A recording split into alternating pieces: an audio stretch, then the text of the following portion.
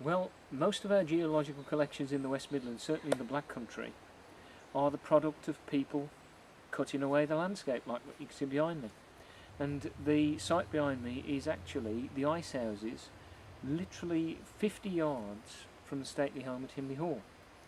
And in the process of cutting away the surface of the landscape, we reveal the layers of rock, and those layers of rock contain the traces of the ancient worlds, the jigsaw puzzle that is the past. And so each object in our collections is quite unique and very fragile. And there's a key message in all of this for all of us who collect any geological objects, that everyone is precious. It can't be remade, it can't be replanted, it can't be regrown.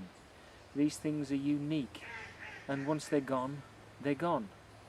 So the message for us in our collections is we owe it to those objects to record the best information we can about where they came from, and we owe it to those collections to look after them as best we can so that they last as long as possible for those who follow us, because we can't replace them, they're unique.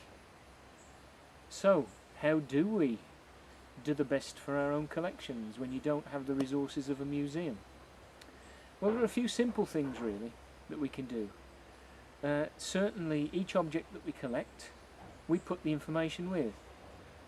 Here's a collection that's just been given to Dudley, and you can see it's just a box with objects. Each one's wrapped, and that's quite important too. It stops these objects rubbing against each other or damaging each other. So every single thing that you collect, please wrap or preserve in a bag or something which keeps them directly separated from any other object in the box, so that it can't damage by rubbing up against each other. This person's also put a label in the box so that we know some of the information about these objects. In this case they are from a period of time called the Carboniferous, and they come from a place called Cakemore Pit, which is a coal mine in Oldbury in the West Midlands. So information, a fairly sturdy box, and some material to protect them from rubbing against each other.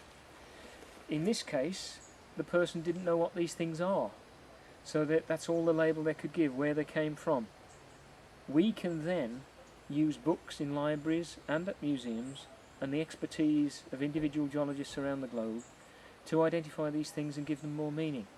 But the most important thing for you at home and me is that we wrap each individual object separately in something that protects it, that also keeps the dust off it, and that we make sure that they have some information, some good information in with them, even if it's that I bought this while I was on holiday.